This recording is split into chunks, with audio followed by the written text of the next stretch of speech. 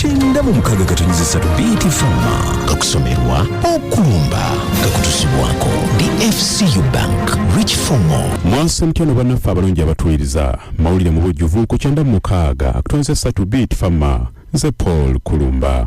Abakristo basabidde okuwa abaana baabwe obudde boogere nabo kibayambeko okumanya ebibakwatako ne bibaagala mu biseera byabwe eby'omu maaso. Okusaba kuno kukoleddwa omwepiskopi w'essaza ly'e Lugazi the Right Reverend Christopher Kakooza bw'abadde akulembeddemu ekitambiro ky'emmisa mu ekereziya St. Augustine ng'ejaguza emyaka 6 bukyanga etandikawo.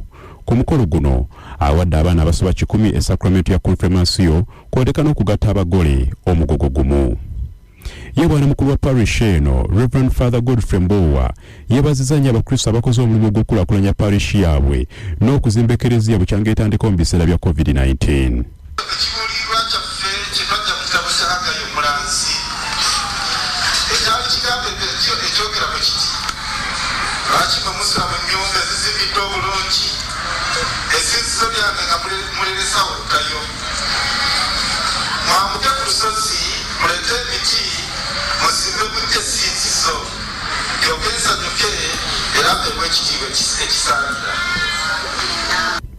Ate ebyo nga bikyali bityo Namukadde myaka 6 asindikiddwa mu Kkomera Luzira ng'enda bwe Lwakukyusa Kyapa Ky'omugenzi mu ngeri y'olukujjukujju.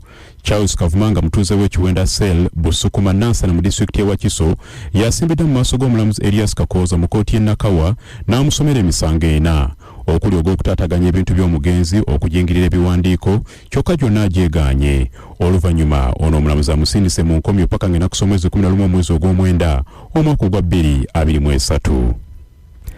Bwe tweyongerayo obugayavu n'obutayagala kukola y'entabiro y'obwavu mu kitundu eky'ebusoga. Okunoonyereza kuno kukoleddwa Dr. Frank Nabwiso mu kibiina kya FDC ono ngaliko mbaka palamenti mu Kagoma constituency mu palamenti y'omulundi ogw'omusanvu. Nabwiso agasseko n'ategeeza nti abasajja abasinga bamala obudde bwabwe mu bintu ebitabagassagamba ng'okuzannya ludo bazannya zaala gye biggwera baddayo n'2,000 ensimbi ez'e Uganda ewaka ate nga baagala emmere okuva eri abakyala baabwe. Dr. Nabwiso agamba nti abasoga balina okuba nga bazuukuka bakole ebintu ebigenda bayamba okwekulaakulanya mu kyo babeere nga bakumira busoga ku mutindo. Nagana asembayo ssentebe w'ekibiina ky'abasobe b'ekinnansi mu disitulikiti y'e Kamulisaalongo mu Kembo asaba abasobe b'ekinnansi mu ggwanga erya Uganda ogenda maaso n'okwagala omulimu gwabwe okussaako n'okulwanyisa abafeera abaagala okugwerimbikamu. Saalongo okwogera bino kiddiridde ebikwekweto ebikolebwa mu munisipalite y'Enjeru mu disitulikiti y'e Bwikwe oluvannyuma lw'ekibinja ky'abantu abalumbye amasabo g'omutuuze 4 okukkakkana nga bagatettedde omuliro.